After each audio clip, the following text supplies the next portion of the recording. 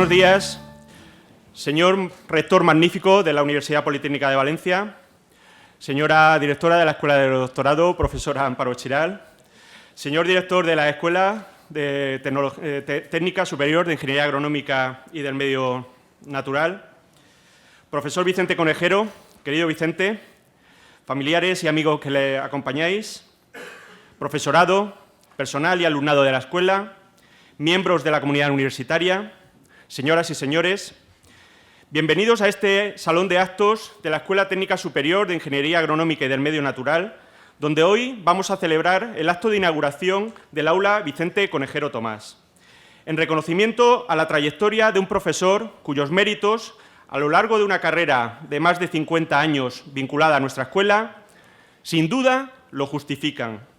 Y no habría mucho más que añadir, que no fueran merecidos elogios y reconocimientos a su brillante labor académica y científica. Pero desde el convencimiento de que la reflexión consciente de nuestro pasado nos proyecta más acertadamente al futuro, para así evitar acomodarnos, desorientarnos o simplemente movernos en círculos hacia ninguna parte, también se justifica la realización de este acto, de un acto de estas características. Ya en este año 2019, donde se cumplirá el 60 aniversario de los inicios de esta escuela, os invitamos a que nos acompañéis a encontrar un sentido aún más profundo y, ayudándonos de la perspectiva que nos da el tiempo y con la complicidad de Vicente a través de su ejemplar recorrido vital, poner en valor y reivindicar algunas cuestiones relevantes para el futuro. Un futuro, por definición, incierto, que actualmente, por muchos motivos, se plantea con grandes incertidumbres. La vinculación de Vicente a la escuela comienza como alumno de la primera promoción de ingenieros agrónomos de Valencia, en un tiempo que, por no existir, no existía aún ni la Universidad Politécnica. Y, por supuesto, aunque menos importante, tampoco Internet ni WhatsApp. Cuesta recordarlo, pero no hace mucho tiempo vivíamos sin esas tecnologías. En el actual contexto de cambios tan rápidos y profundos, no deberíamos caer en el riesgo de no valorar ni proteger lo suficiente y explícitamente, por activa y por pasiva, aquello en lo que creemos, aunque nos parezca incuestionable. Porque puede quedar relegado tras otras cuestiones más mediáticas, auspiciadas por debates artificiales, edulcorados, interesados, oportunistas, incluso frívolos, y en cualquier caso, objetivamente, mucho menos importantes. Sencillamente, hagámonos algunas simples preguntas. ¿Qué hubiera pasado si no se hubiera creado esta escuela?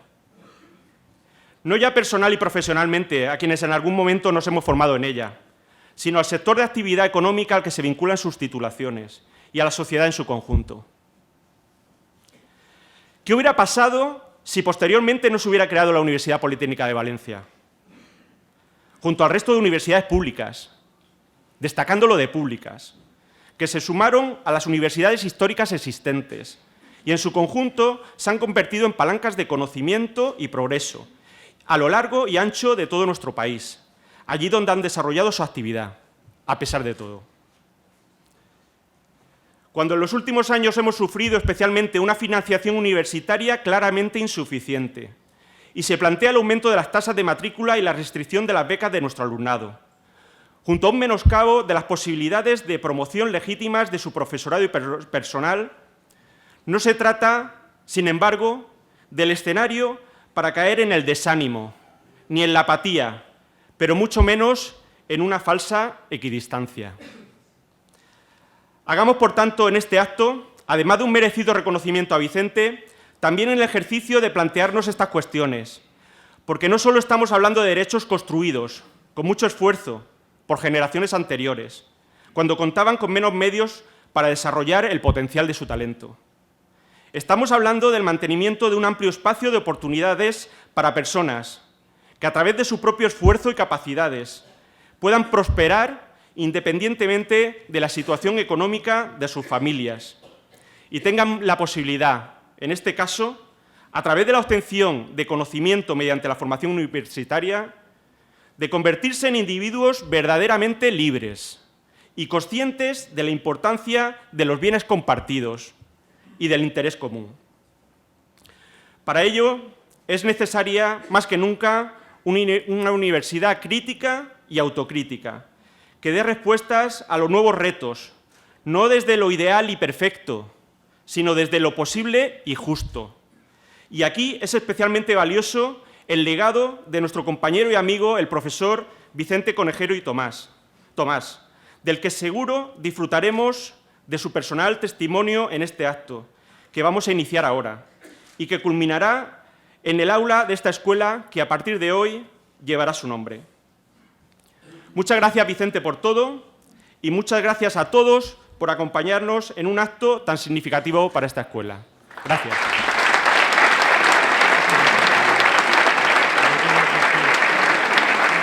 Señor rector magnífico de la Universitat Politécnica de Valencia, señora directora de la Escuela de Doctorado, señor director de la Escuela Técnica Superior de Ingeniería Agronómica y del Medio Natural, miembros de la comunidad universitaria, dear Professor Montagu and wife, familiares y amigos que con tanto cariño nos acompañáis en este acto. Querido Vicente, muy buenos días a todos. Es para mí un honor y un privilegio hacer hoy la presentación del profesor Vicente Conejero, no solo porque es una figura de extraordinaria relevancia tanto en esta escuela como en esta universidad, sino porque también ha sido mi profesor, mi guía científico y, en definitiva, mi maestro. Creo, sin duda alguna, que las personas que hemos tenido la suerte de aprender, trabajar y convivir con Vicente, sentimos una profunda admiración por él. He de confesar que me ha resultado difícil extraer la esencia de esa admiración sin extenderme demasiado, pero al menos haré referencia a los datos más significativos de su trayectoria. Vicente Conejero Tomás nació en Chirivella. Desde los 8 años vivió en la calle que actualmente lleva el nombre de Germans Conejero Tomás. Gracias a su querido maestro, obtuvo su primera beca para estudiar en los jesuitas y al acabar el bachillerato fue becado para continuar sus estudios en el prestigioso Colegio Mayor San Juan de Ribera, ya desde el principio destacando no solo por su excelente trayectoria académica. Perteneció a la primera promoción de ingenieros agrónomos, cuya orla tenemos justo aquí a nuestro lado, y como ha dicho su director Gabriel, cuando ni siquiera existía la actual Universitat Politécnica de Valencia. Al terminar la carrera se incorporó al laboratorio del profesor don Eduardo Primo Llúfera, también homenajeado recientemente en esta escuela, y obtuvo el título de doctor en el año 1972. En un primer momento, su labor docente consistió en colaborar con el profesor Primo en la docencia de la asignatura de Bioquímica y Química Agrícola en la Escuela Técnica Superior de Ingenieros Agrónomos. Recorrió peldaño a peldaño el escalafón académico universitario, pasando de profesor ayudante a profesor adjunto de Bioquímica, catedrático de Bioquímica y Biología Molecular, profesor emérito ad honorem y profesor emérito justo hasta el curso pasado. Por otra parte, fue profesor visitante en el Departamento de Patología Vegetal de la Universidad de California, en Riverside, con el profesor Semanchi, co-descubridor de los viroides. Asimismo, fue profesor visitante en el MBL de Heidelberg, donde coincidió con el profesor Ramón Serrano. El profesor Conejero siempre ha defendido que la docencia en la universidad debe estar fundamentada y alimentada por una sólida investigación científica y tecnológica. Coherente con su ideal de docencia, ha sabido combinar los dos tipos de actividad de un modo que se han potenciado mutuamente. Entre las actividades científicas y académicas más importantes en las que ha participado, podríamos destacar las siguientes. Ha contribuido de un modo relevante al desarrollo de la ciencia y la tecnología en España, con su dedicación a lo largo de 53 años a la docencia e investigación en bioquímica, biología molecular y biotecnología en la UPV. Fue pionero en la creación de un grupo de investigación de patología molecular de plantas, contribuyendo al descubrimiento y caracterización de su sistema defensivo. Para tal fin, utilizó el sistema modelo planta viroide, que ha permitido la identificación de un gran número de proteínas y de metabolitos defensivos. En la actualidad, el inóculo de entusiasmo por descubrir y conocer estos mecanismos de defensa en plantas sigue creciendo y está muy presente en nuestro grupo de investigación en el IBMCP. Como resultado de sus investigaciones, tuvo el reconocimiento de la Agencia Nacional de Evaluación con un total de 6 sexenios, que fueron los primeros reconocidos por esta universidad. En el año 1992 impulsó la creación del Instituto de Biología Molecular y Celular de Plantas Eduardo Primo Llúfera, centro mixto entre la Universitat Politécnica de Valencia y el Consejo Superior de Investigaciones Científicas, encargándose además de su dirección durante los primeros 17 años. Promovió la incorporación de la ingeniería genética y la genómica a la investigación en cítricos, con la creación del primer microarray, y contribuyó decisivamente a la creación del Consorcio Internacional de Genómica de Cítricos, del que fue el primer chairman. A la dilatada actividad científica del profesor Conejero hay que añadir su decisiva contribución a la formación de un gran número de ingenieros, científicos y tecnólogos en agroalimentación, muchos de los cuales estamos hoy aquí. Y ello no solo mediante su actividad docente e investigadora, sino también como impulsor y miembro de las comisiones que redactaron los diferentes planes de estudio de los actuales grados. Por otra parte, la gestión constituye también una dimensión muy importante de su quehacer universitario, desempeñando diferentes cargos académicos y científicos, tales como subdirector de investigación de la Escuela Técnica Superior de Ingenieros Agrónomos, director del Departamento de Biotecnología, director del Instituto de Biología Molecular y Celular de Plantas, miembro de la Junta, actualmente Consejo de Gobierno de la Universitat Politécnica de Valencia, coordinador y representante de los directores de institutos de investigación o miembro de la Junta Consultiva de la UPV. Podría continuar con una extensa lista de contribuciones, tanto académicas como científicas, pero a continuación me gustaría centrarme en la que considero la dimensión más brillante, si cabe, de Vicente Conejero, su calidad humana. Solo viendo la gran cantidad de amigos que hoy le acompañamos aquí, podemos hacernos una idea de la grandeza de su persona. Vicente siempre ha tenido muy claros sus principios y prioridades en la vida. Lo primero, lo segundo, siendo lo primero siempre su familia. Su pasión por la pilota, el arte, la ciencia y la investigación hacen de Vicente un humanista en el más amplio sentido. Hombre culto, a la par que humilde, sensible, que no deja a nadie indiferente a su paso, nos arrastra con su ejemplo. Vicente, esta universidad y esta escuela son tu casa y en breves momentos también una de sus aulas tendrá tu nombre. Confiamos que en el futuro tengan lugar en el aula Vicente Conejero lecciones magistrales inspiradas en la excelencia de tu figura. El legado más valioso que dejas es la gran cantidad de personas que hemos tenido y tenemos la suerte de poder disfrutar de tu extraordinaria generosidad, porque como tú nos has enseñado, solo los fuertes son generosos. Muchísimas gracias por tu inmensa fortaleza y por todo lo que hemos aprendido y podemos seguir aprendiendo contigo.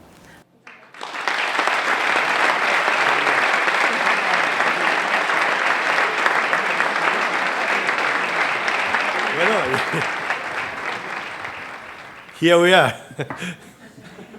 Bueno, excelentísimo señor rector de la Universidad Politécnica de Valencia, excelentísima o ilustrísima señora Amparo Chiral, directora del tercer grado, excelentísimos señores exrectores de la Universidad Politécnica de Valencia, señor director de la Escuela Técnica Superior de Ingeniería Agronómica y del Medio Natural, dignísimas autoridades académicas, profesor Santiago Grisolía, que no ha podido venir porque no se encuentra bien, profesor Marc Van Montagu y señora Nora, no Dora la exploradora, Nora. Profesor Agustín Escardino Benlloch, señoras y señores profesores investigadores, alumnas y alumnos, compañeros de promoción, amigas y amigos, querida familia. Cuando recibí la noticia de que la Escuela Técnica Superior de Ingeniería Agronómica y del Medio Natural, ETSIAMN, para facilitar las cosas, iba a poner mi nombre a una de sus aulas, en reconocimiento a mi trayectoria como docente e investigador, lo primero que sentí fue una gran alegría. Pero a medida que ha ido pasando el tiempo, la alegría de recibir este homenaje está siendo amargada por una preocupación creciente. Y la verdad es que necesito confesaros el motivo para ver si consigo aliviar mi alma. Es el caso que, como algunos de vosotros sabéis, yo, aunque a medias con mi hermano, el profesor Manuel Ángel Conejero Tomás, presente en la sala, como está mandado, ya tengo una calle en mi pueblo, Chiribella, el carrer de Germans Conejero Tomás. Pues bien, como se entera Hacienda de que hoy voy a tener a mi nombre un aula en la milla de oro de la escuela, me temo que me caerá un buen paquete. Porque yo no la pienso declarar ni de coña.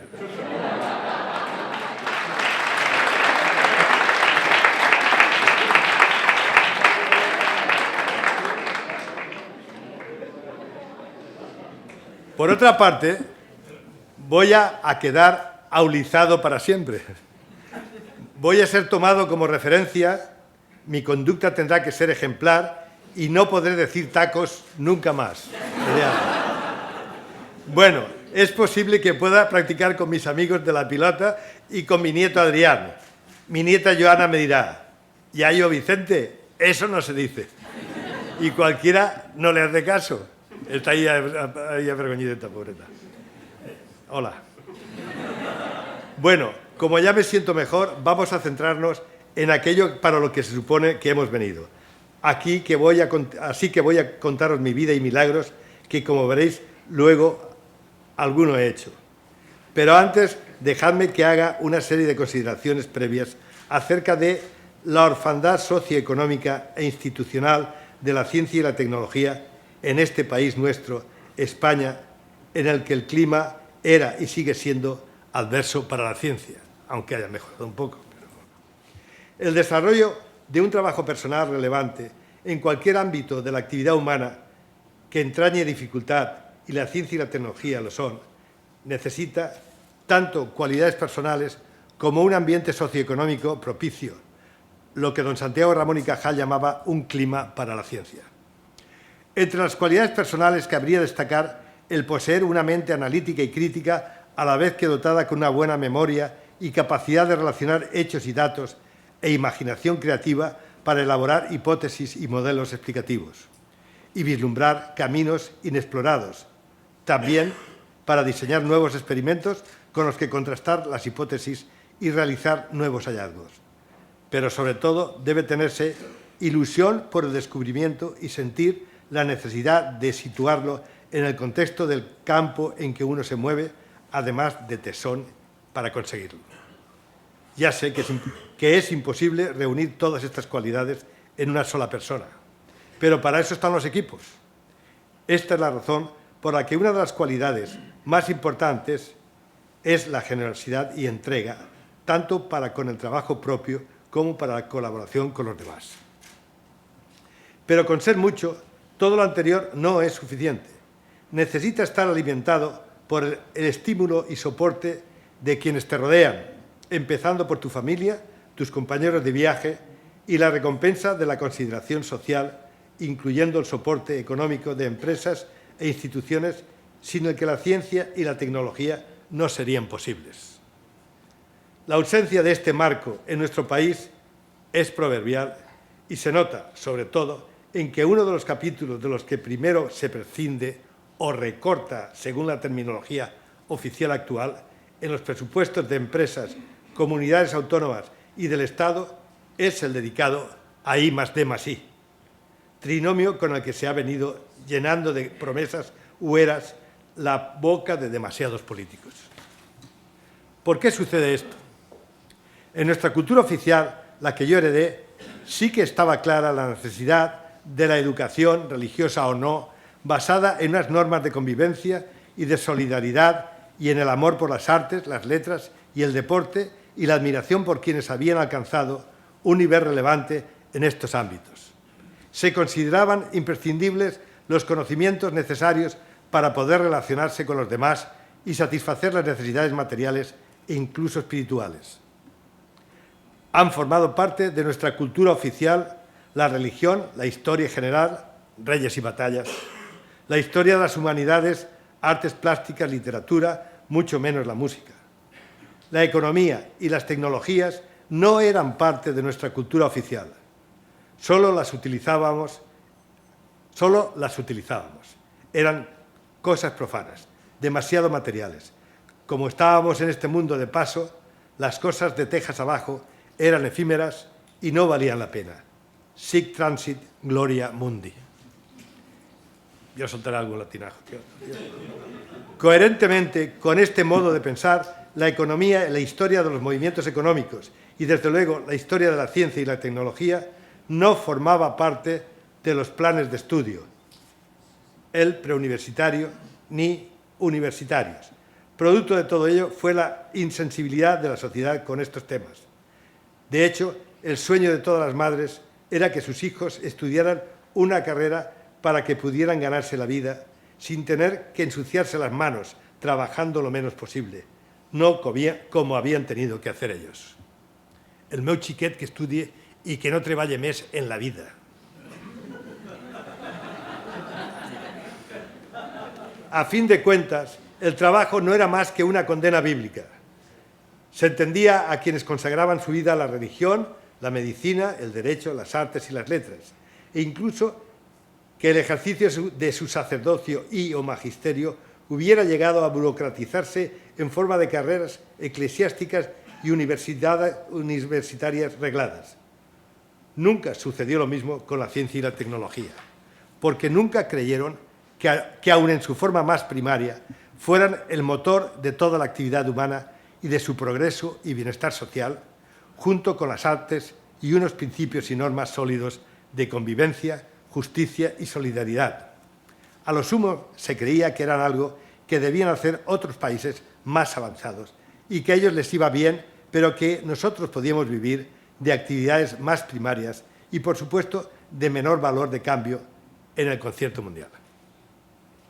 Fruto de este modo de pensar es el hecho inconcebible en otros países de que la investigación no se considerara como una misión fundamental de la universidad, que prácticamente debía restringirse a producir profesionales destinados a copiar y a poner en marcha en nuestras empresas lo que se inventaba en otros países, siguiendo el innombrable y nefasto pensamiento de que inventen otros o ellos, y así nos iban y nos siguen yendo las cosas. Por ello, no es de extrañar que yo no hubiera oído hablar de ciencia y tecnología hasta que llegué a la universidad, como veremos. Voy a hablar de cómo llegué a interesarme por la ciencia en un contexto tan desfavorable.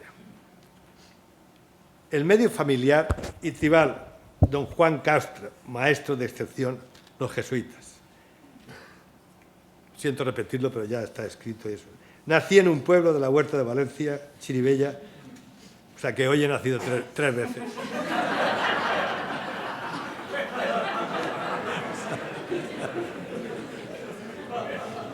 Nací de padres gitanos. Eso era una copla.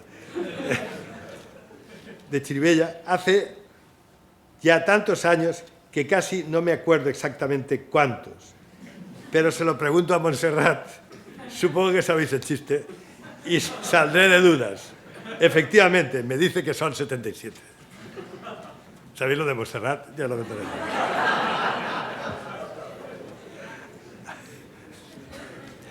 Allí me crié como lo hacían todos los niños de la época en los pueblos, en la calle con la tribu.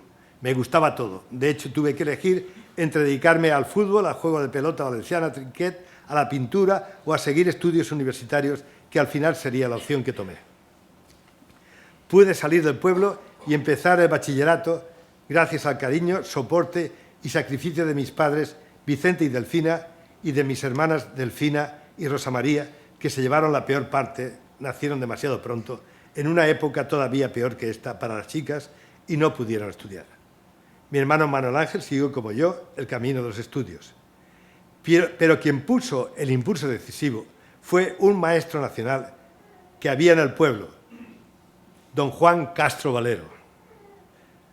La situación económica de mi casa, como sucedía en la mayoría de las familias del pueblo, estamos hablando de principios de la década de los años 50 del siglo pasado, era muy mala. Yo creo que debéis proyectar la primera diapositiva para que veáis.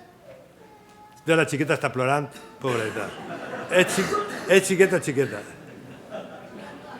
Ya, este es... Son mis compañeros de la escuela. Parece sacado de una película pre-neorrealista.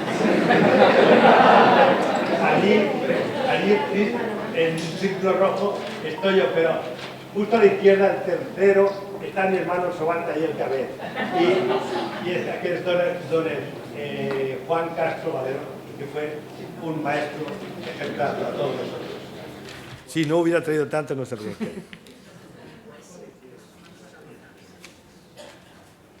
Bien.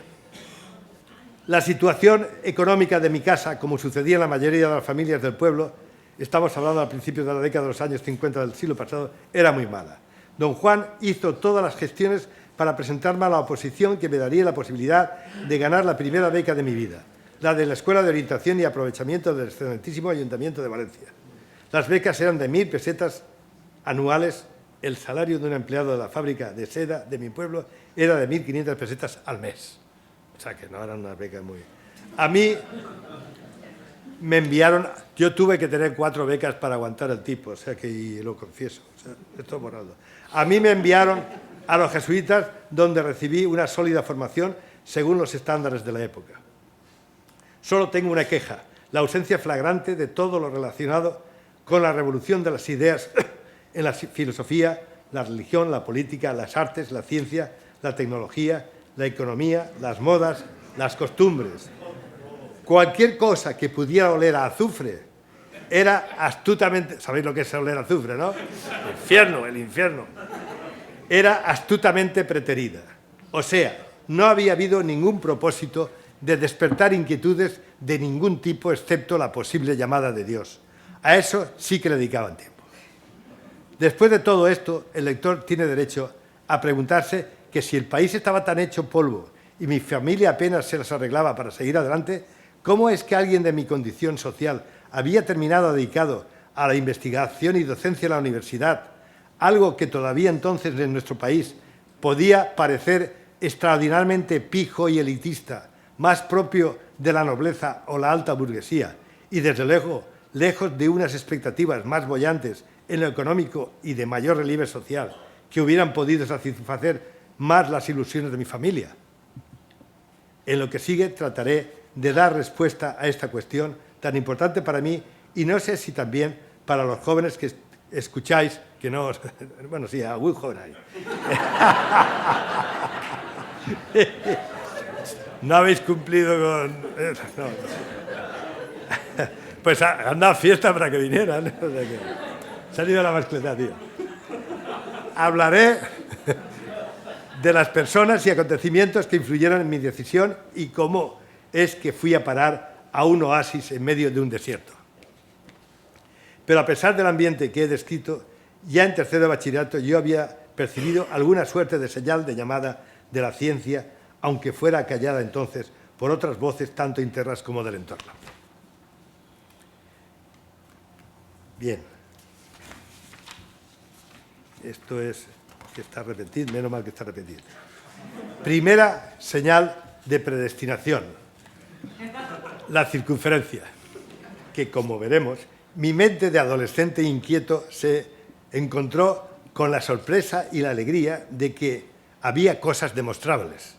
Y es que en el plan de estudios que seguíamos era en aquel momento, en tercero, a los 13 años, cuando ya se introducían las demostraciones como elemento básico de las matemáticas.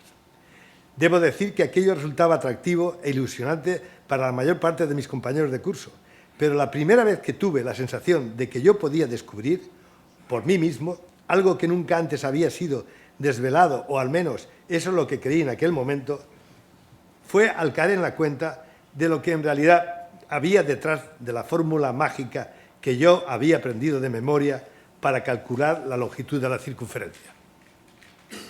¿Qué era eso de L igual a 2πr? Pues nada, un día vino la inspiración. Y R era, y 2 veces R era el diámetro D. Y aquella fórmula, si la escribía de un modo lógico, tomaba la siguiente forma. L igual a pi por D, o mejor, L partido por D igual a pi. Así cobraba sentido. La circunferencia ya no solo sería una curva cerrada y plana cuyos puntos equidistan de otro interior llamado centro, según habíamos aprendido de carrerilla desde nuestra más tierna infancia. En aquel momento entendí que todas las circunferencias cumplían una misma ley, que si dividíamos en cada caso la longitud L por el diámetro D correspondiente, el valor obtenido era siempre el mismo, 3,1416, el famoso pi. También aprendí, a partir de mi descubrimiento, que aquella relación mágica solo había podido ser alumbrada de un modo empírico, es decir, midiendo. Nadie se la pudo sacar de la manga a base de darle vueltas a la cabeza. Seriamente, creo que aquello me hizo pensar en que la naturaleza guardaba muchos secretos por desvelar y que yo si encontraba una oportunidad adecuada, podría dedicarme a la ciencia. Pero yo era todavía un adolescente y el ambiente durante el... esto ha fallado aquí. El ambiente no era bueno para que aparecieran vocaciones científicas. Los conocimientos científicos y tecnológicos, según nos los enseñaban, parecían caer del cielo o ser fruto de un progreso lineal sin retrocesos y dificultades ni con los poderes públicos ni con los eclesiásticos. En todo caso, se nos presentaban al margen de cualquier vinculación con la realidad político-social. Importaban más los conocimientos en sí que el modo en que habían sido generados. Si eran fruto de la observación de la naturaleza, de la experimentación o de la profundización en el pensamiento y metodologías, ya fueran matemáticos, físicos, químicos, biológicos, fisiológicos, etc. Nos enseñaban, salvo honrosas excepciones, de un modo acrítico y sin transmitirnos el convencimiento de que el conocimiento científico es de naturaleza sintótica, que nunca podrá dar explicaciones definitivas y que siempre será perfectible y, por lo tanto, susceptible de incorporar a su desarrollo y profundización a cualquiera de nosotros que estuviera dispuesto a dedicarle un esfuerzo generoso. Esto último lo iría aprendiendo de mis compañeros de viaje, maestros y discípulos a lo largo del desarrollo de mi carrera científica. Llega a la universidad, Colegio Mayor Beato Juan de Rivera, Facultad de Ciencias, Escuela Técnica Superior de Ingenieros Agrónomos de Valencia. Elección de carrera, caminos o químicas. Parafraseando Monod en su interpretación de los factores que dirigen la evolución, en la decisión final de estudiar la carrera de ingeniero agrónomo concurrieron una serie de factores, tanto de azar como de necesidad, que enmascararon de momento mi insensata, en mis circunstancias familiares, inclinación por la ciencia y la profesión docente. Es el caso que mi primera elección había sido ingeniería de caminos. ¿Por qué? Desde luego, por nada relacionado con mis antecedentes profesionales familiares. Una pequeña tienda de ultramarinos en el pueblo primero y un puesto de volatería en el mercado después. Volatería es una tabla de gallinas, ¿vale? Pero la máxima aspiración de mi familia, como la de muchas familias españolas en aquel momento de la posguerra, era que el niño, como decían que era muy listo, fuera ingeniero de caminos, canales y puertos. Esa era también la recomendación de los jesuitas en su informe psicotécnico, teniendo en cuenta no solo mi dotación para las matemáticas, la física y el dibujo, sino por mis probadas dotes de mando que se supone, que facilitarían mis relaciones con las brigadas de obreros, según la opinión del padre prefecto. Yo era más bruto que un arao ya, entonces. Eso es lo que quiero decir. Por otra parte, y esta era una razón muy importante, uno de mis mejores amigos del pueblo, Pepe Boix, también aquí testigo de mi aulificación, se había ido a Madrid a estudiar ingeniería y caminos. Esta era la cosa. Al final, como el selectivo, que era un curso común para todas las carreras de ciencias, ingenierías y arquitectura, se hacía en la Facultad de Ciencias de la Universidad de Valencia, opté por presentarme a la oposición para entrar como colegial becario del Colegio Mayor Universitario Beato Juan de Rivera. El Beato debió interceder para que yo ganara una de las 6 plazas, cosa que agradecí echándole a mi vez una mano en lo de su canonización, porque era beato. Me costó mucho que le subieran el rango. Hasta un año después de que ingresara yo como colegial, no fue santo. San Juan de Rivera. Es un milagro que me apunto en mi libreta de cupones para ir al cielo. ¿Qué falta me va a hacer?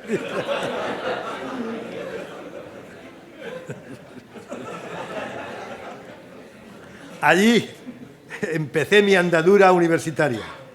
El primer curso, el selectivo, fue en la Facultad de Ciencias, solo químicas por aquel entonces. Era una de las mejores de España, no solo por su magnífico claustro de profesores, sino por su excelente plan de estudios que incluía materias básicas y aplicadas que englobaban los aspectos más importantes de la química y una estructura y unos horarios envidiables. 5 cursos, 3 asignaturas por curso y se pasaban todo el día en el laboratorio. Llevaban puesto todo el día y con orgullo la bata blanca, manchada, cuanto más, mejor, más orgullosos estaban de llevarla. Del laboratorio solo salían para asistir a las 3 horas de clases diarias que tenían de teoría y para ir a la biblioteca o tomarse un café cuando tenían algún proceso en marcha que no requería su presencia continuada en el laboratorio. La próxima vez que suene el teléfono, yo rompo la barraca. ¿Vale?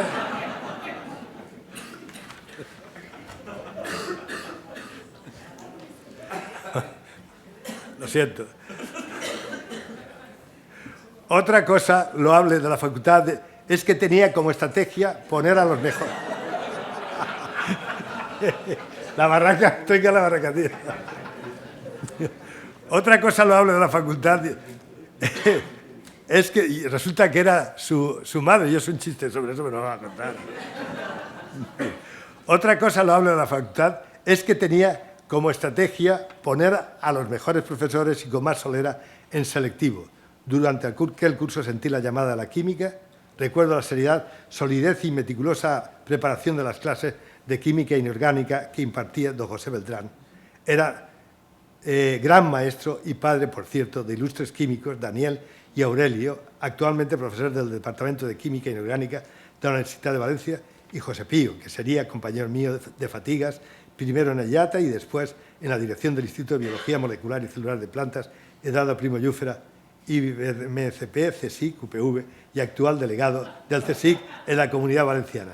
Pero la que realmente me entusiasmó fue la química orgánica, no solo por su belleza intrínseca, sino por mérito de don José María Viguera, un andaluz con una seriedad verdaderamente graciosa que hacía malabarismos con la terminología. Todavía recuerdo cuando hacía aquello de la oxiciclo de hemotropía como mecanismo de la ciclación de las monosas. También me gustó la biología de don Ignacio Cabo. Don Ignacio Cabo. Pero parecía claro que las moléculas se habían adueñado de mí y ya nunca me dejarían en paz, como veremos. Una solución salomónica. Bajarse en Cuenca. Ahora lo voy a explicar. Ahora. Terminado el selectivo en la Facultad de Ciencias de la Universidad de Valencia, tenía que tomar una decisión acerca de mi futuro. O seguir estudiando Ciencias Químicas en la Facultad de Valencia como colegial becario en el colegio de entonces Beato Juan de Rivera, todavía, o tratar de conseguir una beca para estudiar caminos en Madrid, porque mi familia no podía sufragar los gastos de mis estudios y estancia en Madrid. Os voy a contar cómo llegué a la decisión final. Agarrarse que me curva. Yo tenía un amigo sacerdote, profesor del seminario de Moncada, que venía frecuentemente al colegio, que era conciliario de un colegio mayor de chicas. No voy a citar nombres, por favor. Por aquellos días me contó que una de ellas había acudido atribulada a pedirle consejo porque tenía un dilema. Sus padres querían que estudiara una carrera que solo se podía cursar en Madrid. Si se iba a Madrid, perdería la vida de piedad que tenía en Valencia. Pero si se quedaba en Valencia, desobedecería a sus padres. Él le hizo la siguiente recomendación. Coge el tren y te bajas en Cuenca.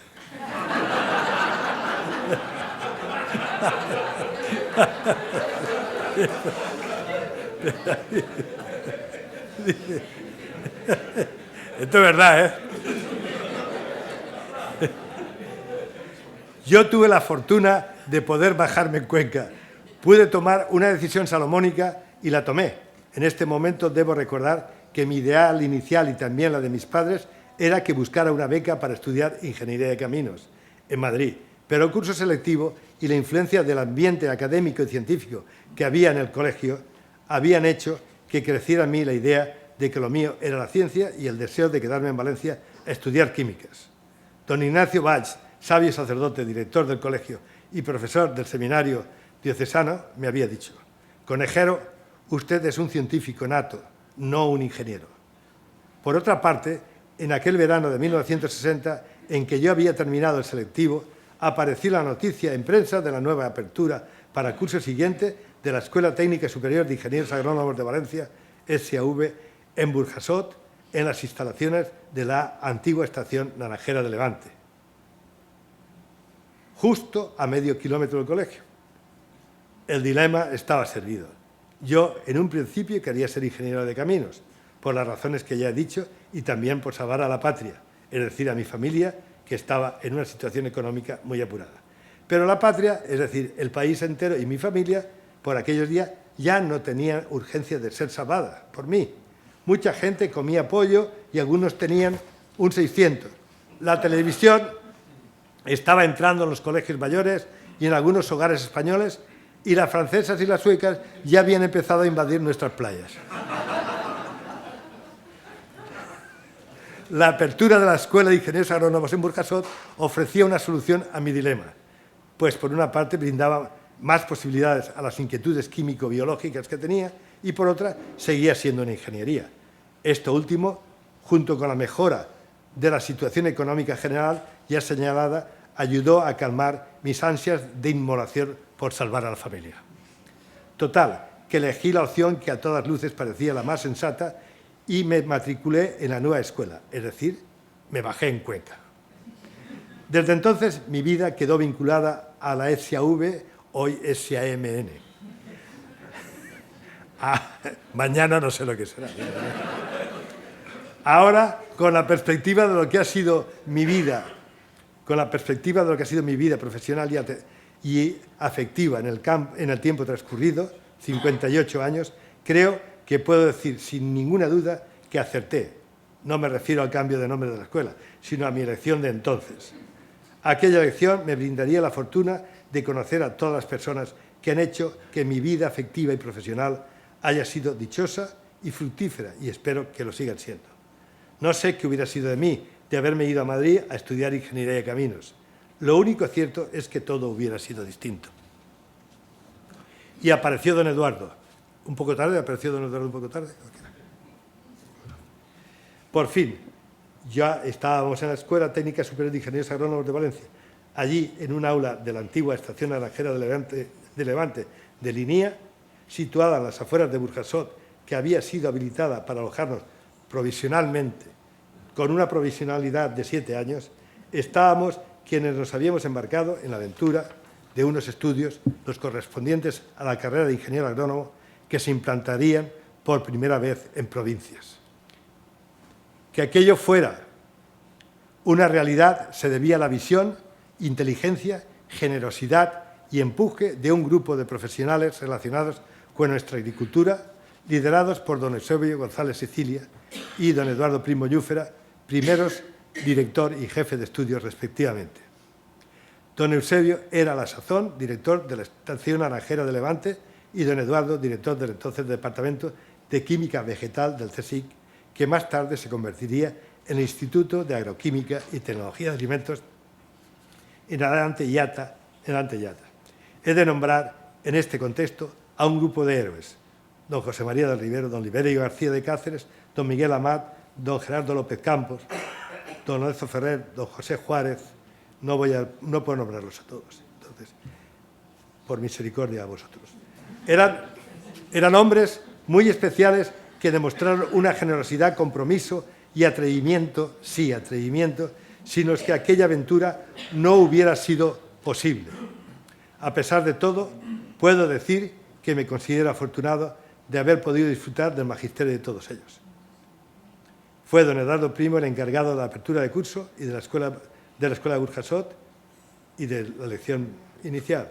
Recuerdo que hizo una introducción muy breve y profunda acerca de la ciencia y la tecnología como motores de la sociedad. Después nos hizo una pequeña arenga en la que resaltó la importancia de aquel momento y de la tarea que teníamos por delante, así como el esfuerzo que tendríamos que realizar. Entonces, movido por la trascendencia del acto y coherente con sus convicciones religiosas y las de la mayor parte de la audiencia, nos invitó a rezar una oración, el Padre Nuestro, para que Dios nos ayudara en aquella andadura. Y sin más preámbulos, y por supuesto sin dejar la primera clase para el día siguiente, dio la primera lección del programa La estructura del átomo. De esta manera se metió en mi vida don Eduardo Primo. Desde entonces tuve el privilegio de tenerlo siempre cerca, como director de dicha cátedra, en donde me formé como profesor. También como director del Instituto de Agroquímica y Tecnología de Alimentos, donde guió mis primeros pasos como investigador con la ayuda inestimable de mi amigo, el doctor don Pascual Cuñat, que le sustituiría luego en la dirección de IATA y que nos abandonaría demasiado pronto y al que quiero rendir homenaje en este momento. Yo continuaría con don Eduardo, primero como profesor adjunto y después como compañero de cátedra en el Departamento de Biotecnología de la Universidad Politécnica de Valencia, en donde aprendí junto a él a investigar, enseñar y gestionar hasta que fue arrancado de su trabajo por la enfermedad. Fueron más de 40 años aprendiendo junto a un hombre honesto y generoso, inteligente, culto, claro, preciso en la exposición de sus ideas, imaginativo, enérgico, con un genio por aquellos días de 1000 demonios y a la vez sensible, de humor socarrón, el propio de la gente sencilla. Extraordinaria capacidad de trabajo, organizado él mismo en sus cosas y capaz de organizar a la propia universidad y al CSIC si le hubieran dejado. Para muchos era y es una referencia. Para mí significó mucho más. Aunque no siempre estábamos de acuerdo en las situaciones difíciles o cuando tenía que tomar una decisión importante, acudí a escuchar su consejo, siempre sabio y certero. Voy a contar algunas anécdotas durante la carrera que me condujeron a dedicarme a la docencia y a la investigación con don Eduardo. Mi descubrimiento del laboratorio del Departamento de Química Vegetal. Pero volvamos al hilo de la historia que yo estaba contando. Estábamos en la gran cuestión de cómo es que, a pesar de la ausencia de un ambiente general favorable, terminé dedicado a la investigación y la docencia en la universidad. Esta es una cuestión que merece una atención especial. La respuesta es bien simple. No había un ambiente general, pero había islas, más bien oasis, en medio del desierto, y yo fui a parar a uno de ellos, y en la misma Valencia, el entonces Departamento de Química Vegetal que dirigía don Eduardo Primo Llúfera y que se convertiría más tarde en Instituto de Agroquímica y Tecnología de Alimentos, IATA del CSIC, también después de que yo llegara allí. Verlo por primera vez, el departamento, fue una experiencia inolvidable. La primera vez que estuve en Química Vegetal, que así la llamábamos, fue por unas prácticas. La verdad es que más que un oasis, era una cueva. Estaba en el sótano de la Facultad de Ciencias. Era un único laboratorio atiborrado de gente sentada en banquetas y trabajando en sus pollatas llenas de gradillas, matraces, destiladores, pHímetros, lupas, binoculares, balanzas, etc. Había una mesa cuadrada de madera donde se sentaba la gente a leer separatas y a escribir. Entrando a mano izquierda había unos estantes con los libros y revistas de uso más frecuente. El cuadro lo completaba el necesario trasiego de gente de un lado a otro, a los puntos donde estaban los instrumentos de medida o el material bibliográfico de uso común. Para consultar el Chemical Abstract y el Biological Abstract había que ir a la biblioteca de la facultad. Pues bien, aquel hervidero activo de gente tenía un escape, rezumaba hacia el pasillo exterior y se desahogaba en un banco corrido que tendría el honor de compartir cuando empecé la tesis doctoral con el doctor don Pascual Cuñat, que fue profesor nuestro durante la carrera y codirector de mi tesis, junto con don Eduardo Primo. Pascual, como yo le llamaba, era un magnífico investigador y un gran tipo. Era de Borbotó, un pueblecito, pedanía de Carpesa, de la Huerta Norte, cercano a Valencia. Yo, que era un poco cabrito, cuando se metía conmigo por ser de Chiribella, le decía, parafraseando un pasaje bíblico en el que el clero oficial, los malos de entonces, refiriéndose a Jesús, lanzó despectivamente la gran duda. ¿Y de Belén pudo salir cosa buena?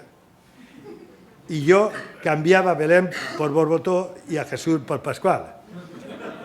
Así le daba caña entonces a Pascual, que moriría demasiado pronto. Ahora, contando con la comprensión de mis potenciales oyentes, aprovecho la oportunidad para rendir otra vez homenaje a Pascual. Bien, en aquel banco se sentaría también otro gran amigo, el profesor Hernández Llago, compañero de carrera de la tesis y luego en el Departamento de Biotecnología. También está aquí hoy. Allí estuvimos sometidos a las inclemencias siberianas del pasillo, aunque afortunadamente estábamos acompañados por las radiaciones electromagnéticas que pudieran escaparse del transformador de la facultad que teníamos justo a nuestras espaldas y por el lamento sonoro continuado que emitía, lo que ayudaba considerablemente a concentrarte. Dando al mismo pasillo teníamos, en cambio, unos vecinos de lujo, el laboratorio de la entonces Química Técnica, Ingeniería Química ahora, cuyo catedrático era el profesor don Agustín Escardino, otro de los principales impulsores del oasis científico y tecnológico valenciano. También está aquí con nosotros hoy. Agustín. Pero en medio de aquel hormiguero activo y hacinado se palpaba algo muy importante. Formaban una familia con un propósito e ilusión en común, que aquella aventura llegara a buen puerto. Y es que en aquel laboratorio, dentro de un despacho que estaba al fondo a la izquierda, al que la gente entraba con gran respeto y salía o muy contenta o muy preocupada, nunca indiferente estaba la cabeza y el corazón de todo aquello, don Eduardo Primo Llúfera. Debo decir que afortunadamente para mí, yo lo conocí antes como profesor de agrónomos que como almirante de la nave. Aquella condición de alumnos nos dio como un vale de proximidad y acercamiento que mis compañeros de promoción, estos chiques, tuvimos, frente a los que estábamos con él prácticamente desde los comienzos. Esto los trataba peor. A mí se me permitieron cuestionamientos de autoridad que incluso le hacían gracia. Éramos la generación de nuevos ingenieros, agrónomos, la esperanza que él había contribuido a preparar con mimo para la futura tecnología agroalimentaria, con capacidad y formación para protagonizar la incorporación de la moderna biotecnología que no tardaría en llegar. De hecho, don Eduardo sería el impulsor de la creación, junto con los profesores doctores Enrique Hernández y Fernando Nuez, catedráticos de microbiología y genética, respectivamente, del Departamento de Biotecnología en la ETSIA de Valencia, del que fue su primer director. La cuestión es que cuando decidí, al terminar la carrera, unirme al barco, yo ya sabía de qué iba, porque habíamos estado haciendo allí trabajos bibliográficos y alguna práctica durante la carrera, porque una buena parte de los habitantes habituales de aquel hormiguero, el Departamento de Química Vegetal, habían sido profesores nuestros, Luis Durán, Pascual Cuñal, José Sala, José Alberola, Luis Calvo, José Gasque, José María Carrasco, muy jóvenes en aquel momento, y casi todos José, que llegarían a ser ilustres investigadores de IATA. Y aunque no fueran profesores nuestros, todos ellos, no sería justo dejar de mencionar a quienes estuvieron desde el principio con don Eduardo, colaborando en el buen gobierno de aquella andadura. Los doctores Andrés Casas, Bernardo Lafuente, Antonio Rollo, Salvador Barber y Carmen Benedito, estos dos últimos más jóvenes coetáneos de la generación de profesores nuestros anteriormente citados. Primera proposición deshonesta. Por una chaqueta cruzada con 4 botones plateados.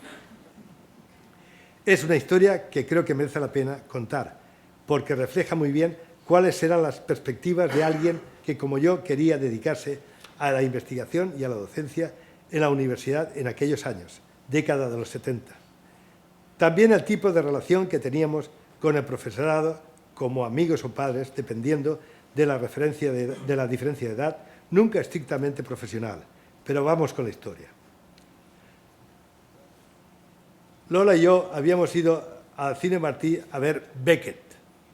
Lola era mi novia entonces y mi mujer ahora, hasta que la muerte nos separe, como mandan los cánones. El caso es que esta magnífica película había sido anunciada a los 4 vientos y cuando llegamos al Cine Martí, en la entonces avenida de José Antonio y hoy del Antiguo Regne de Valencia, un domingo por la tarde había una cola de 1000 demonios. Pero que nadie se apure. Afortunadamente para nosotros, vi en la cola a don Eduardo, estaba con su familia. A mí se me abrió el cielo. Le dije a Lola, estamos salvados. Y sin pensármelo 2 veces, me dirigí a don Eduardo con un gesto de angustia y la pregunta ruego de si nos haría el favor de sacarnos las entradas. Yo era consciente de que me estaba pasando un pelín. Me estaba colando y poniendo al jefe en el brete de tener que pagarnos las entradas, cosa que obviamente se produjo después de que yo agotara los intentos de cortesía de darle el dinero correspondiente. Pero yo también sabía que aquello iba a tener una contrapartida. En realidad, lo sabíamos los dos. En efecto, ya la distribución de butacas fue según una estrategia perfectamente diseñada y esta vez no por mí. El orden, según se miraba la pantalla, era doña Aurora, esposa de don Eduardo, a la derecha. Don Eduardo y marido de doña Aurora. Esto para que no me digan machista, aunque algo todavía me queda. Lola, al lado de don Eduardo, un servidor y los hijos de matrimonio anfitrión, Edu, Jaime y Jorge. Creo recordar que Kika, la mayor de los cuatro, no estaba. Se habría rebelado contra la autoridad establecida, como buena fémina. Y así fue. Dos puntos posesivos, para que no se ven porque... Y así fue. Nada más sentarnos antes de que empezara la película, tras unos primeros compases de tanteo y espera, en los que se dejaba traslucir sus intenciones, don Eduardo se lanzó en picado. Pude ir, porque tenía el oído y el ojo izquierdos con sus hijos y grandes amigos míos ahora, y los correspondientes a mi parte derecha, pendientes de lo que se cocía en torno a mi futuro, cómo se trabajaba la alianza con Lola. Entonces, funcionaba lo de la pareja, aunque debo decir que Lola tenía su independencia económica, trabajaba como ATS en el servicio de pediatría del Hospital General Sanjurjo, aunque hoy doctor Pesé, claro. Pues bien, lo que hice fue, porque si Vicente se dedica a esto de la investigación y la docencia en la universidad, no será rico, pero ganará lo suficiente para poderle comprar al menor, al menos al mayor de sus hijos, una chaqueta cruzada con 4 botones con 4 botones plateados de esos que venden en el Corte Inglés. Eso entonces me llegó al alma y constituyó para mí la señal inequívoca de que estaba siendo invitado a la aventura que don Eduardo había puesto en marcha y que estaba en un momento ilusionante, con grandes perspectivas de futuro, en un país que parecía estar queriendo salir de la miseria, aislamiento y atraso en la que había estado sumido por culpa de la maldita guerra civil. Algo después, más formalmente, me diría en su despacho: escuche, conejero, a mí, don Manuel Lora, a la sazón ministro de Educación y Ciencia, me ha dicho que busque gente joven, con talento y con ganas de trabajar, que no les defraudaremos. Segunda señal de predestinación, el agente causal de la isocordis de los cítricos. Yo creo que estas cosas me las voy a saltar porque ya no, yo estoy ya muy cansado. Es demasiado. ¿Cuánto llevo? ¿Cuánto tiempo llevo? ¿Cuánto? 40 minutos parte ya. Pues, ahora no. Segunda señal de predestinación, el agente de causal de la isocordis de los cítricos. Bueno, total, que yo al final de la escuela teníamos una asignatura llamada citricultura y yo haciendo bibliografía y viendo cómo estaba el panorama de los virus, algo que aparecía como un virus, que era la isocordis de los cítricos, a mí me parecía que no estaba claro. Y entonces yo lo escribí eso, dije que no había ningún dato que documentara que aquello era un virus, ¿vale? Y entonces tuve la percepción de que yo podía escarbar ahí a lo mejor. Bien, entonces, pero antes están las circunstancias de que Primo puso en marcha algo que nos puso en marcha a todos. Resulta que ocurrieron lo que se llaman los planes de desarrollo, que aquí alguna gente recordará. Pues yo tengo aquí los planes de desarrollo, la venta de la chata y la tristeza de los cítricos. Esto tiene un poquito de gracia. No sé si fue el azar, la necesidad o ambos, o que yo iba detrás de ello, pero aconteció que don Eduardo, que estaba a todas, consiguió que el Yata se beneficiara de los planes de desarrollo que se había inventado López Rodó, un ministro de la obra del grupo de los tecnócratas. En este marco presupuestario había una serie de objetivos y líneas de investigación que habían acordado como colaboradores y amigos, que eran don Octavio Carpena, de Murcia, catedrático de Química Agrícola y director del Centro de Morfología y Biología de la Segura, en Murcia, y los ya anteriormente presentados, don Eusebio González Sicilia, director del IBIA, y don Eduardo Primo. El acuerdo y los encuentros entre los tres espadas para confrontar resultados y tomar decisiones, lo cuento como anécdota graciosa, que impregna de humanidad aquella colaboración fructífera, no tenían lugar mediante videoconferencia. Lo hacían cual bandoleros de Sierra Morena en la venta de la Chata, una tasca costera a mitad de camino entre Murcia y Valencia. ¿Vale? En aquel reparto, Yata le correspondió, entre otras cosas, abordar el problema de la tristeza de los cítricos, enfermedad vírica muy extendida en nuestras plantaciones y que estaba produciendo en una enfermedad muy grave. Nadie había visto el virus tampoco, entonces nosotros nos dedicamos a buscar el virus. Se adelantó un grupo americano, de un tío japonés que había allí, a ver el virus, tal, pero aquí lo vimos y sirvió para preparar antisueros, para preparar pruebas, para detectarlo en campo, etc. Hicimos una serie de investigaciones con un grupo de gente que quiero mencionar aquí, que el propio Pascual Cuñat, Juan Carbonell, que está en la sala, Ricardo Flores, que también está en la sala, José Pío Beltrán, Marisa Salvador y yo. Y estaban también Rafael Garro y Rafael Vila en el laboratorio de Enrique Hernández. Esos son los que empezamos con la cuestión. Bien, también el doctor Hernández Llago, que hizo de microscopista electrónico y que permitió que se detectara el virus.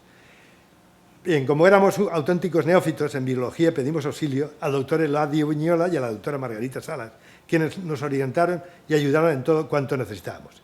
Gracias, Eladio, porque Eladio está muerto donde esté. Margarita Salas está ahora bien visible en el campus. Creo, me refiero a Eladio, que no te conté nunca, lo cual es raro, la historia de un tipo que tenía una granja de cerdos, pero con muchos cerdos, porque se dedicaba al virus de la peste porcina africana. Y yo sabía un chiste de cerdos. Y no se lo conté nunca, y a vosotros tampoco lo voy a contar. ¿Por qué? Porque es tarde. Porque es tarde. Pues es un tío que... No, paso de nada. Te lo contaré cuando nos vamos a encontrar. Gracias a ti, Margarita, también por esta amistad y ayuda siempre que necesites. Muy bien, entonces yo me marché a Estados Unidos a estudiar el viroides y a mi vuelta organizamos un grupo de trabajo, empezamos a trabajar, a querer relacionar, a quebrar Ricardo Flores luego vino también al laboratorio de Semachic en Riverside, California, y nos propusimos cambiar entre todos, cambiar el ambiente que había en Valencia de investigación. Eso fue crucial. Rafael Santandreu, que está aquí en la sala, su mujer Tolli, era catedrático de microbiología, y toda la gente que estaba en los distintos institutos valencianos, y vía también, dedicados que tenían alguna relación con la biología. Nos reuníamos cada 15 días, teníamos seminarios interfacultativos y constituimos un grupo para pedir ayuda, para comprar equipos, etcétera, etcétera. Y aquello empezó a ir bien. Y una serie de factores hicieron que el grupo fuera creciendo y nosotros empezamos a trabajar y a ver cosas. Nos topamos con algo muy importante, que es un mecanismo general de defensa de las plantas, con una serie de proteínas que sirven igual para defenderse contra distintos patógenos que contra situaciones de estrés, etc. Y aquello fue muy importante. Y tras eso hemos estado los últimos años con la ayuda relevante del Comité de Gestión de Cítricos, que me dio una vez 78.000 pesetas y que cuando yo presenté los resultados, el director del Comité de Gestión, que era amigo...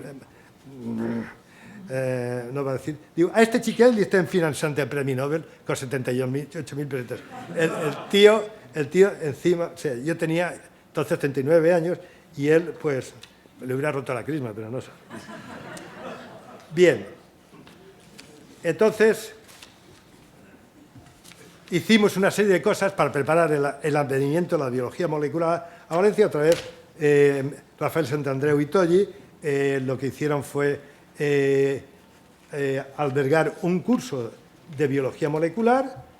Luego yo luego fiché a Ramón Serrano, el profesor Ramón Serrano, que estaba en Heidelberg, tenía un laboratorio en BOLAB, el Laboratorio Europeo de Biología Molecular, y lo trajimos para aquí. Luego hicimos un consorcio para abordar la genómica de cítricos con el IBIA y otros centros de Valencia, la INIA, que también está aquí su director, el Tano Subirás, que fue alumno mío y que le llevó un ramo de flores a Lola cuando nació Rafa.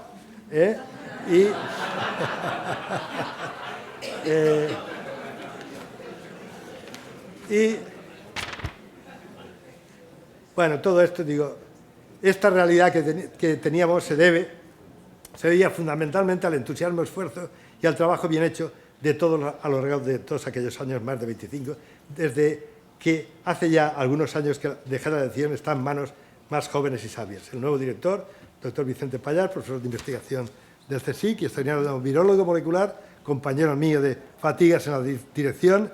Luego se ha hecho cargo de ello Pablo Veda, que estuvo también en nuestro grupo, al que contribuyó excelentemente, y luego se pasó al Consejo porque pensaba que podía hacer mejor y más rápidamente investigación, y actualmente es director y está haciéndolo muy bien, y yo me congratulo de ello. Entonces yo quería decir aquí una serie de cosas. La voy a cortar. Yo que quiero agradecer a todo el mundo por todo y que si en algo he ofendido a alguien, lo siento mucho. Y os voy a contar el epílogo de una chaqueta cruzada con 4 botones plateados. De una chaqueta cruzada tal a ninguna chaqueta, ni cruzada, ni sin cruzar, ni por supuesto botón alguno de ninguna clase. ¿Vale? Esto lo quiero decir. Perdonadme. El episodio de la chaqueta constituye una metáfora de cómo han cambiado las cosas, de la situación a la que hemos llegado. Yo en este momento, que desafortunadamente estamos viviendo de la historia de este amado país nuestro, no podría hacer a ninguno de mis alumnos, por brillante que sea, la promesa que me hizo don Eduardo a través de mi novia. Ahora ni chaqueta, ni cruzado, ni botones, ni medios para trabajar, nada prácticamente. Ahora parece que está espabilando un poquito, pero no. Es una situación frustrante y decepcionante, no solo para los jóvenes. A nosotros, a los herederos directos de aquel impulso creador que personas como don Eduardo nos legaron, nos han engañado también. Yo les acuso de habernos puesto en marcha con promesas de que podríamos levantar entre todos este país, o sea, la patria, con unidad de destino en lo universal y todo. Y habernos hecho frenar cuando estábamos a punto de alcanzar el clímax de la satisfacción por lo logrado con el esfuerzo de todos. Para esta forma de proceder, nuestra lengua tiene un término muy castizo. Está en el diccionario de la RAE, aunque realmente poco académico, pero muy descriptivo y gráfico, que el poco pudor que me queda me lo impide decir. Este país nuestro es capaz de hacer quedar mal a cualquiera que haga discursos alentadores basados en impulsos iniciales. Aquí fracasa hasta el Big Bang. Y ese sí que fue impulso e inicial. Eso de que el universo está en constante expansión, habría que verlo aquí. Ya adelanto que esta ley universal fracasa a la hora de aplicarla a nuestro progreso científico, por no hablar del socioeconómico. Releía yo estos días el magnífico libro de Eduardo Primo Llufra, La investigación al servicio de la humanidad, editado por Aupi, Rollo y Brines, Laurent, serie homenajes, publicado por UPV. Allí Vicente Aupi dice de don Eduardo, de la misma forma que empujó a Yata hasta adquirir la inercia imparable de los grandes centros de investigación mundiales. Siento contradecirte, Vicente, pero en este país, Valencia, España, no hay ninguna inercia buena imparable. Siempre hay algo o alguien, o unos cuantos o muchos, que se encargan de demostrarnos lo contrario. A las pruebas me remito. Casos del Centro de Investigación Príncipe Felipe, Libia, etc. Aunque parece que esta es la cosa que estoy hablando. No quiero parecer un viejo cascarrabias, pero da mucho coraje ver cómo se desmoronara todo lo logrado con la ilusión, empeño, imaginación, esfuerzo y trabajo bien hecho de tanta gente. Mi mensaje no debe ser percibido como negativo, muy al contrario.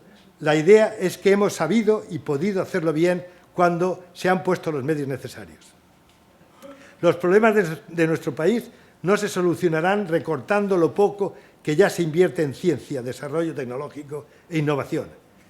Esa es una reacción necia, lo mismo que es necio recortar los presupuestos en educación, sanidad y bienestar social en general. Es un dinero fácil al alcance de cualquier gobierno que tiembla ante la verdadera solución, que es obligar a un reparto solidario de las cargas sociales. Eso y fomentar que nuestros productos sean más competitivos, no por estar producidos por esclavos con salarios miserables y socialmente desprotegidos, sino porque lleven incorporada una tecnología que les confiera valor de cambio en el mercado global. Para ello será esencial elegir el tipo de productos con los que trabajar y orientar nuestros mayores esfuerzos de investigación en el desarrollo y la aplicación innovadora de las tecnologías pertinentes, sin olvidar el concierto europeo y global en el que deben estar obligadamente integrados. Pero como no estoy haciendo oposición ni el caldo gordo a nadie, no quisiera seguir teniendo razón por más tiempo. Mi único deseo firme y ferviente es que cese la tormenta y que nuestro país se construya de una vez por todas como la casa de la parábola evangélica, sobre peña, con cimientos sólidos, para que no se derrumbe nunca más con el primer vendaval que la azote. Voy a hacer una sugerencia final. ¿Por qué no empezar ya desde la enseñanza primaria a incorporar en la formación humanística básica la historia de la ciencia y la tecnología como motores de progreso de la humanidad? Y, por supuesto, seguir con este mensaje en todos los niveles de la enseñanza reglada y en los medios de comunicación. Incluyo también en este lote de recomendaciones al inglés, hablado y escrito correctamente. De este modo, cuando un españolito llegue de mayor a tener responsabilidades en el mundo de la empresa o en las instituciones públicas, estará mejor preparado para dar la talla a la hora de representarnos y negociar en el ámbito internacional y no cometer los errores que nos han llevado a la situación en la que nos encontramos. Perdonad, pero queda una última, pero muy importante recomendación. Guerra sin cuartel contra la burocracia casillera que nos atenaza, que añade restricciones a los sistemas y los inmoviliza ahogando la creatividad.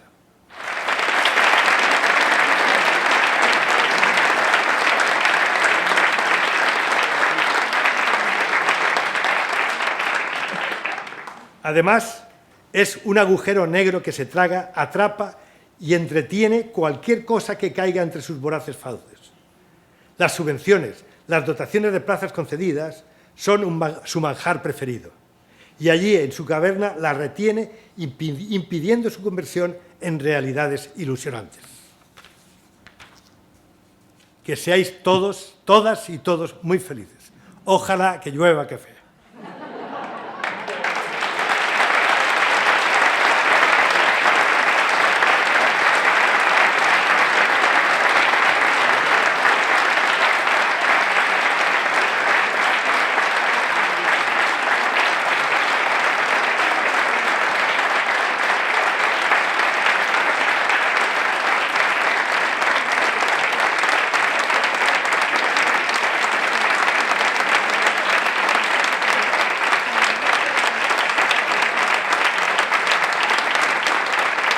Muchas gracias, Vicente.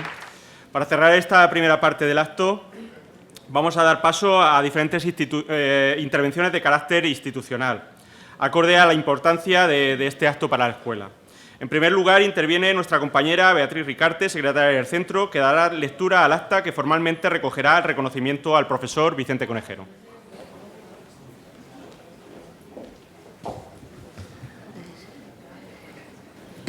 Bueno, antes de leer el acta me vas a permitir que lea una carta muy cortita de un compañero de la escuela que no ha podido asistir hoy y le hubiera gustado mucho. Es compañero también mío de matemáticas. Querido amigo y compañero Vicente Conejero, la primera vez que oí hablar de ti fue a tu hermano Miguel Ángel, cuando empezábamos a ser profesores en el Instituto de Bachillerato del Camp de Montvedre en Sagunto, durante el curso 1966-67. Te conozco, pues, más de 50 años y, como bien sabes, siempre he admirado tu generosidad en todo lo que haces, impregnado de humanismo profundo, sentido de humor constructivo y, sobre todo, ilusión contagiosa, cualidades que han ido creciendo con el paso del tiempo. Gracias, Vicente, por el ejemplo que has sido y eres para todos los que hemos tenido la suerte de conocerte. Con mi más sincera enhorabuena por el merecido homenaje de nuestra querida escuela, dando tu nombre a una de sus aulas donde tantas clases magistrales has dado. Un fuerte abrazo desde Bilbao, Manolo López Pellicer.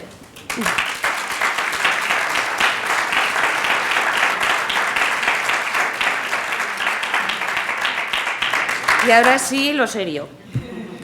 La Junta de Centro de la Escuela Técnica Superior de Ingeniería Agronómica y del Medio Natural, en sesión ordinaria celebrada el día 29 de noviembre de 2018, previo informe favorable de la Comisión Permanente reunida el día 26 de noviembre de 2018, acordó que el aula 1-4, situada en el primer piso del edificio 3G de la Universitat Politécnica de Valencia, en reconocimiento a la dilatada trayectoria académica y científica vinculada a la escuela de nuestro querido compañero y profesor Vicente Conejero, pase a denominarse Aula Vicente Conejero Tomás. Y para que conste y tenga los efectos que corresponda, firmo este documento en Valencia el 7 de marzo de 2019. Beatriz Ricarte, secretaria de la EFCIA.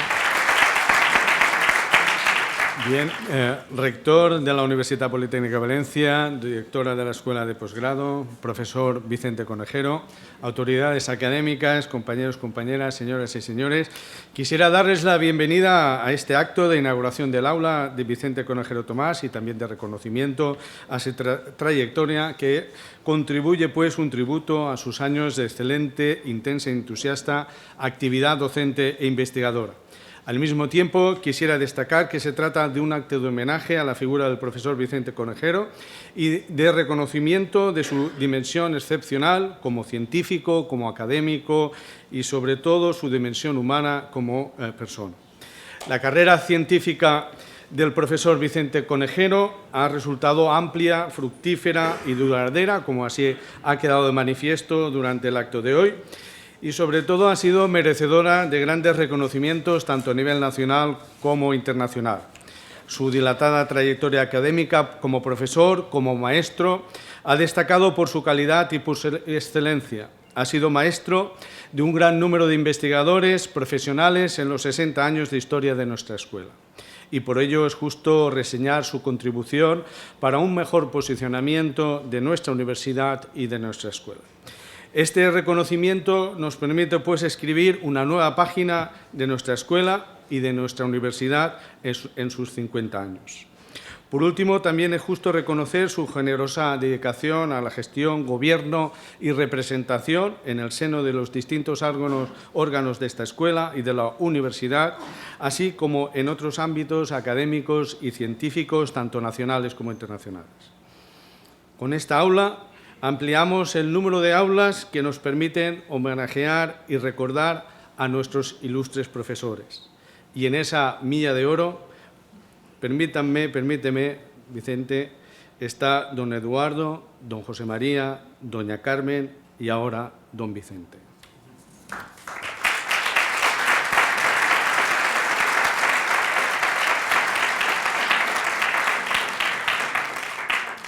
Y les aseguro que es para mí un honor, un privilegio y una enorme satisfacción estar hablándoles ahora a ustedes, aquí en esta inauguración del aula, de quien fue mi profesor. Profesor, su historia ya es la historia de la escuela. Y como decía un gran dramaturgo, cualquiera puede hacer historia, pero solo un gran hombre o una gran mujer puede escribirla. Muchísimas gracias.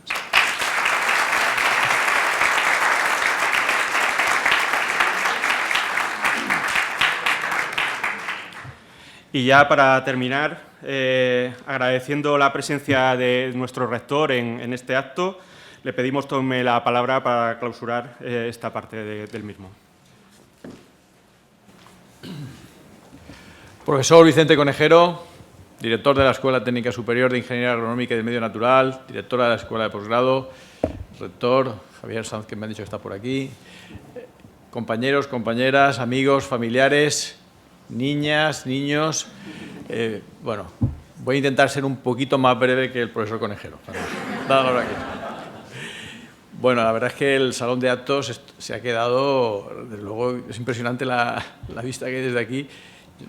Gracias a todos por venir, veo que tienes muchos amigos, no voy a poder quitarte el aula, es imposible ya con tantos apoyos y bueno, unas palabras que añadir a un poquito lo que han comentado los compañeros previos, ¿no?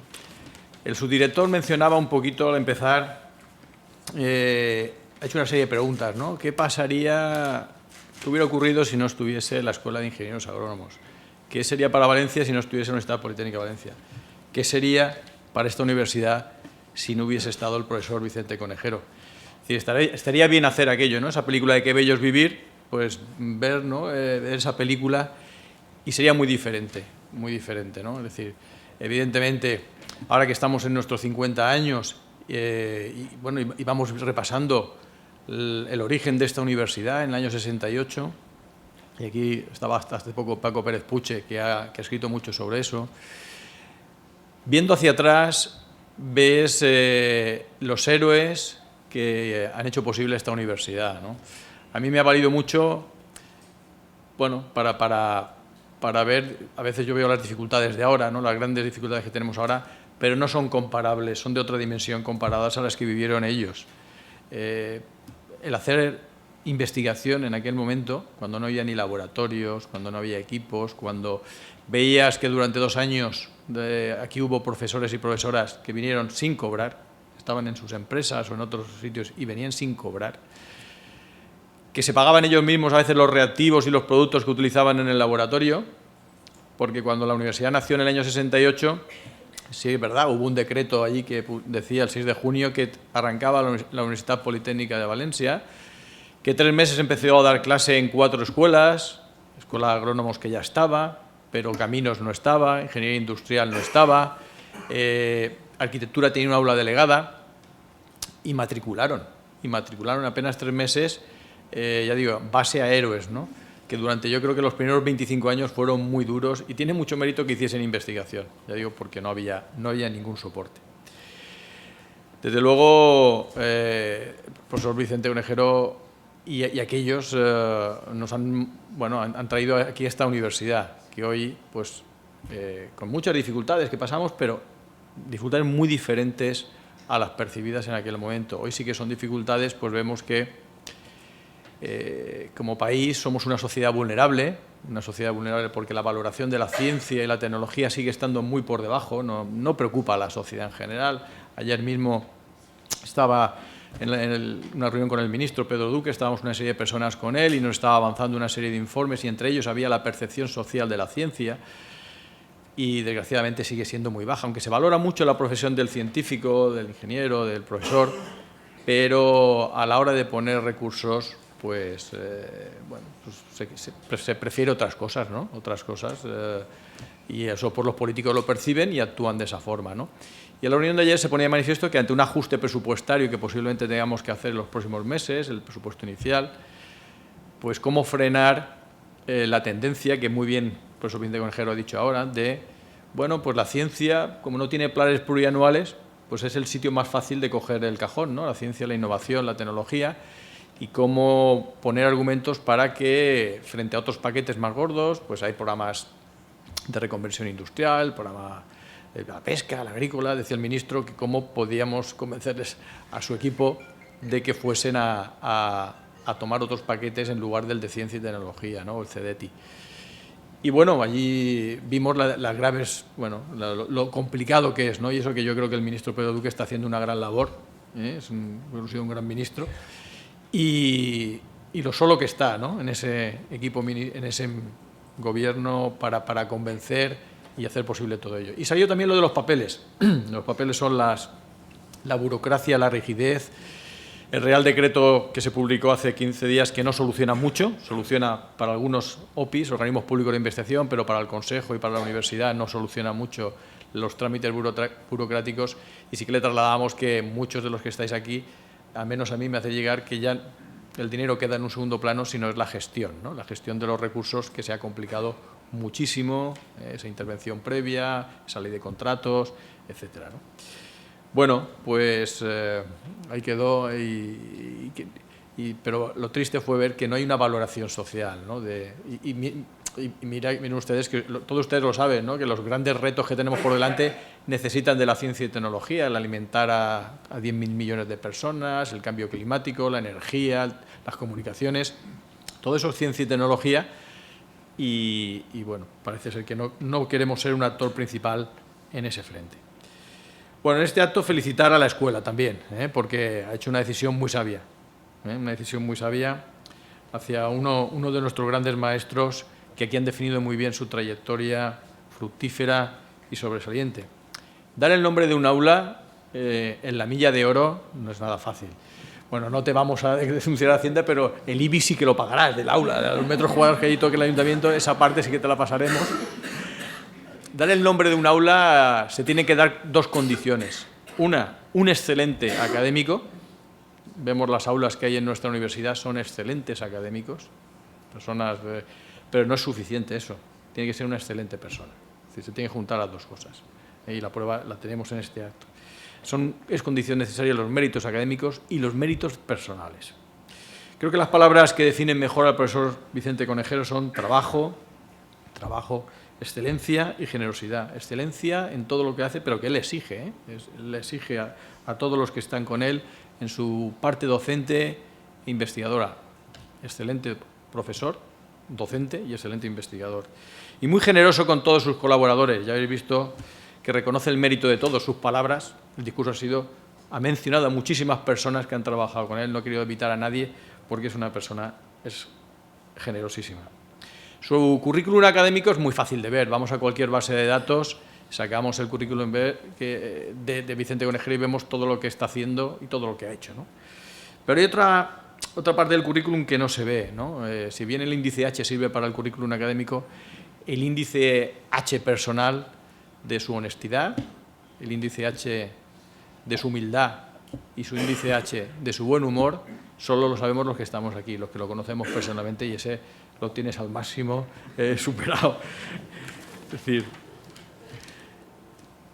y ya para concluir, pues no me queda más que felicitarle a él junto con su familia, su esposa, bueno, Adrián, que promete también artista. Tú puedes tener un aula también en la Facultad de Bellas Artes, pero a su sobrino le di el premio de dibujo estas Navidades. Ya promete Adrián con el premio de dibujo que le otorgué estas Navidades.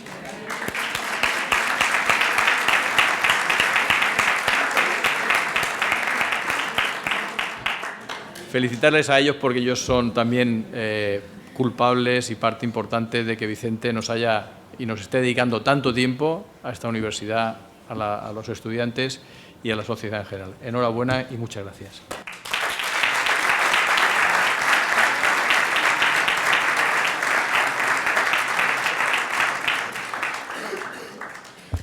Pues llegamos aquí al momento final del acto, en el que les invitamos a todos, por supuesto agradeciendo el que hayan compartido este momento tan entrañable con nosotros y en esta escuela, el que nos acompañen al pasillo de abajo, a esa milla de oro, al aula 1-4, donde descubriremos con Vicente Conejero la placa y visitaremos unos paneles que hemos ubicado en el aula. Muchas gracias a todos.